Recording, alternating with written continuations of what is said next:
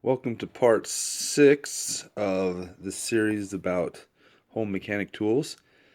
And please, if you haven't already, watch part 1 through 5. And this is the last video of this series, so I'm glad you're tuning in here. And just to remember, just a reminder that I've already stated many times in the other videos, this is a series for tools for the person that um, hasn't really done auto mechanics in the past. They want to start, but they're not they don't want to be a technician. They just want to work on their cars in their own garage or maybe a friend's or so. So they're not making money off of this, or they're not making money off of their tools, and they're just trying to save a little money. And again, they're beginning. They don't have the tools, so they're looking for some advice. So keep that in mind in the comments, and enjoy the final part of this series. Thanks for watching. So, if you were to ask me a couple years ago what tools you needed to fix your own car, if you're starting out, this would not be on the list. But, and I just bought this maybe a year ago, and I've used it a lot. Um, this one's not, I bought it on Amazon, and there are definitely better ones. And better meaning they just show you more information and you can do more with them. But this does pretty good. And especially when you're just starting out learning, you definitely want a code reader if you're fixing your cars. Um, Even if you're not fixing your cars, having a code reader, so your engine light comes on, you can plug it in. You look at what it says. It tells you a code. You go on Google, you type the code in, you get all these responses on what it means, and then you could take then when you go to the mechanic, you have something to talk about, right? You know that, hey, this is what's wrong. So if they come up with something else, something's fishy. Um, but again, if you're fixing your own cars, you're learning to. A lot of the things that this will pick up are easy to fix, and that's what it's actually kind of cool, because especially when you're just learning how to fix cars, because the stuff is simple. So you plug this sucker in, it gives you a code.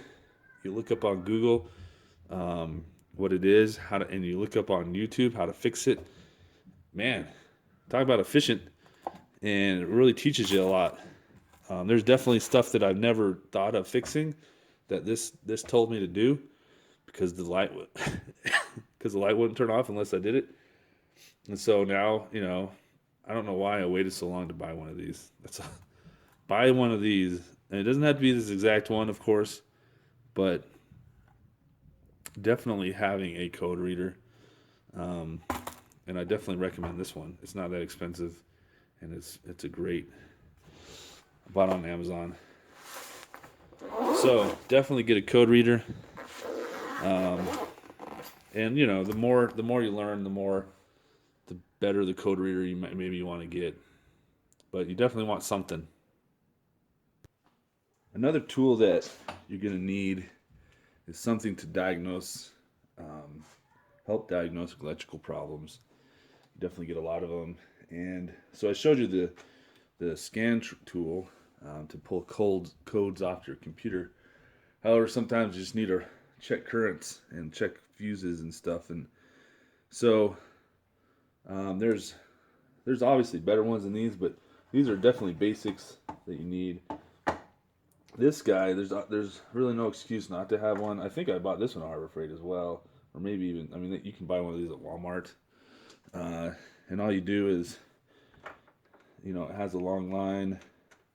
You take this end, you clip it to a ground somewhere on your car, and then you touch this end, and then to something that's 12 volts, and then it just lights up. So it just shows you that shows you that there's some voltage at that point that you do it. So the tester light is pretty easy to use, and just make sure you have it on a good ground. I've made mistakes before not having it on a good ground. The other thing you want is a multimeter, and I like True RMS ones. But so this one, I mean, at work I've used Flukes, and I love Flukes. As far as if you want the best brand, get a Fluke. But if you're not using it a lot and you're not needing it for experimentation, and you don't need 100% reliability, I mean, these are reliable. So I bought this one obviously at Sears years ago. This was $50. I don't even know if the ones they have are good now anymore. I was looking for one also that could do temperature, because I don't. Flukes are awesome. They can do temperature. Anyways, this one does temperature. You need a thermocouple, obviously, but you don't need one that does temperature. This one I bought at Walmart. They don't sell it there anymore. I don't know. Maybe they sell it online. And this one works. It still. I bought this years and years ago. It still works. I haven't changed the batteries out of it yet. And I mean, it works. And I paid like $20, I think, or $15. Well, I've seen some of the ones at Walmart that nowadays I was looking, and they didn't have very good ones, or it was really cheap. I don't know. Those ones might still work. I haven't tried them yet, but considering I was able to get this so cheap, it's hard to justify something cheaper.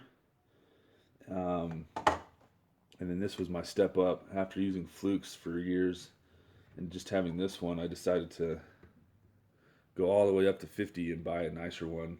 And this one's been great. It's done exactly what I wanted to do. Maybe I ran the battery out now that I think about it. Nope. I think it automatically shuts off.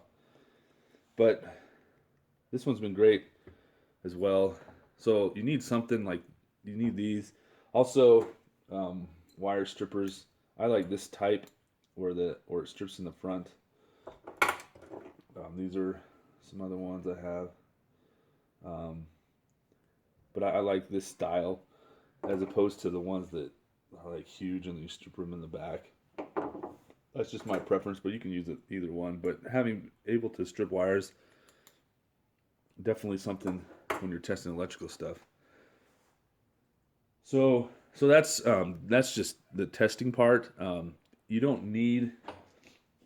gonna want to have a way to repair the wires, and I've kind of gone.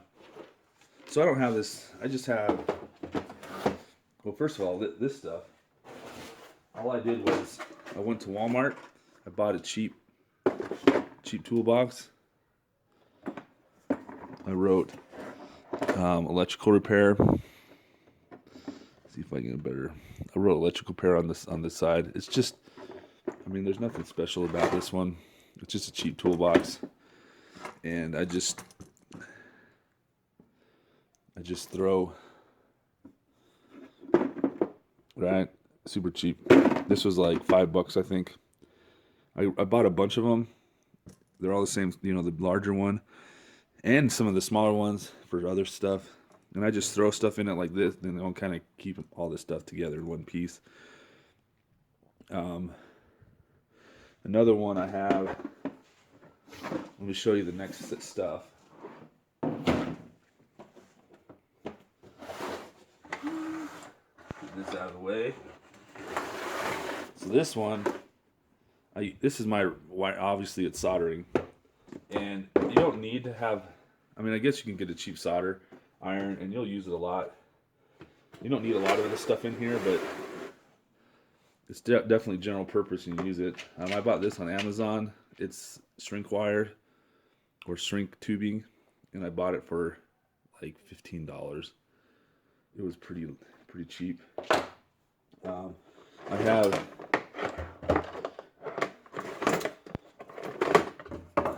have this Weller set that I got for free.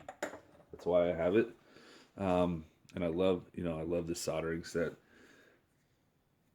my brother-in-law, he was able to get it for me. But you can get a cheaper soldering iron. And then, of course, if you get one, you got to learn how to solder. And then I had just soldering tools. Like here's a sucker and one of these guys. And I have tin or tip tinner. These are for sucking solder. And then I have my solder itself. I always use lead solder because it's just so much easier, and I just try not to breathe the fumes when I solder with it. But if you're learning how to solder, use lead solder. And then I have this scrunchie for copper scrunchie for cleaning off my tip, and then electrical tape, right? So having a way to I don't like crimp fittings. I'd much rather solder it. It's a much stronger bond. But I'm not saying that crimp fittings don't work. But I like to eliminate the variable that it might not. There's lots of videos on YouTube on how to solder. I'm not going to show you because I'm not that great. Of course, the lead solder makes it seem like I'm good because it's so easy to use. So if you're having a hard time with soldering, and I would check and see if you're using lead solder. And if you're not using lead solder, I'd switch to that first, and you'd be surprised how much better you can solder. But anyways, electrical repair. These are tools you need, and you definitely need electrical repair tools because you're going to do a lot of stuff with electrical stuff on your car. That's what goes out a lot. Let's move on. Okay, so let's talk about batteries, battery charging. I mean, you're gonna have a bad battery at some point. So this is the first step. Everybody, even if you don't work on cars, obviously you need jumper cables, and you need to know how to use them. So get a good set. There's some really cheap ones out there, cheap sets that aren't that great, but try to get a good one that can carry some current. And this is a battery charger. I got this at Walmart. Speed charger. They're kind of expensive. They get up in this past $50 range. But sure is nice to have one. Because your battery doesn't always charge itself when you're driving. And so let's say that you do leave something on, it kind of dies, you get it jumped. To get home, you might as well slap this on it. Or if it's cold outside, it's sitting outside and cold, you can use that. And then this is broken. Well, I can't charge it, I guess. I have to figure out how to charge it. But this is a jumper. So this is like having a car jump you. I haven't really used it in a long time. I don't know how good it is. And there's some ones that are smaller. They're lithium-ion battery packs. But get something to jump, something to use another car to jump, because you can just carry that in your car. It should be, every car you have should have one of those anyways. And then something to charge it. So here's some examples, but something, if you have a car, you should have these anyways, whether or not you actually work on it. But if you are working on your car, it's something to have. So here's something you definitely need. Where did I get this from? You guessed it, my grandfather. And I obviously put a real bulb or a newer bulb in it. And then this is a pain in the butt though. But my grandfather, he bought this and he used it a whole lot. And I used it a lot when I was working with him when I was in my teens. So you need a light. Here's one I bought at Napa recently. Harbor Freight has some good ones apparently. I haven't got one of those yet, but I will. This one's cool because it's magnetic, which is neat. Anyways, Another thing that I've used a lot is a headlamp. I didn't bring it down here, but I have a headlamp that I use a lot as well. That way it's always right there. And then, of course, when I was a kid, I was the flashlight holder, and that's how I learned. And so if you have kids and you have a flashlight, you can make them hold the light. And then they can, spend time with you and work on the car and learn how to work on the car at the same time. So definitely need a light, some kind or different types. Doesn't matter, just something. So you could probably say these are specialty tools, but you can use them for a lot of other things, not just specific things. But this one, the only reason I bought this, and I use it for a lot of other things, so it's not a waste.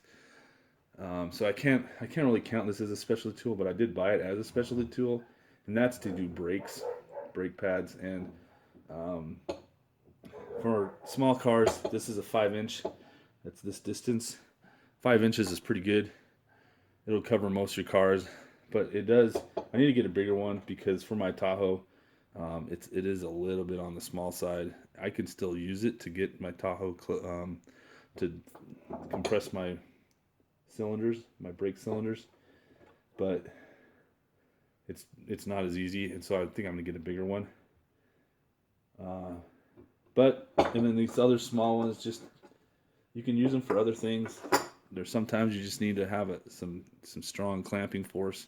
So C-clamps, and I got this at Harbor Freight, and it's a pretty good one. It's a great place to get them, Harbor Freight. I guess, one more thing I can talk about is storage. So you see that I got this big, I just recently got this, right? And it's not even that big. It's like the smallest cart that it's the smaller one at Harbor Freight. There's bigger ones. It barely holds my common tools. But before this, let me show you what I used.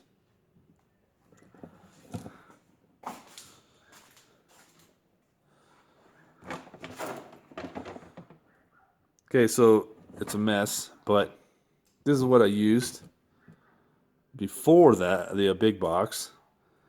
And, I got it. I just threw it all in there. It was a jumbled mess. Organization isn't, when you're just starting, it's not that important. Organization is nice, but it's not that important because you're not making money off of this. You're just saving money. And you have more time than somebody you're not a flat rate mechanic, so you're not trying to save time. So you can buy something simple as this. It doesn't have to be a Craftsman, 3-drawer, whatever. It can be, here's a toolbox. It's my grandfather's toolbox, and there's a bunch of tools in it. It could just be one of those little ones. Here, let's go look.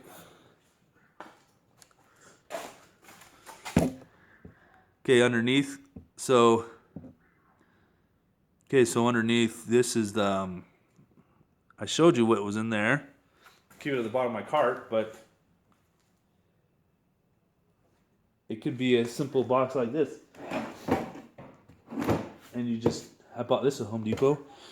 Obviously, it's orange. It's the only place that sells orange stuff. So, just a, $10 box. Buy one of those, throw all your tools in it. You're good. So you don't need something super fancy at first. And I really wouldn't. I would just buy a bunch of tools first, store them somewhere, and then eventually work your way up to, unless you want to organize it super. I mean, the nice thing about this is you can organize it, and maybe your wife wants it. You place it in your garage somewhere, and your wife likes it because it looks nicer. Maybe that's the selling point. I don't know. If you have an OCD wife, it would be. So, again, thanks for watching my videos. If you have any questions or any suggestions on tools for the beginning mechanic who's not planning to be a tech, they're not planning to do it for a living. They're just planning to do it on the side. They've never done it before, and they need some advice. What would you advise them to get? leave that in the comments. And thanks for watching.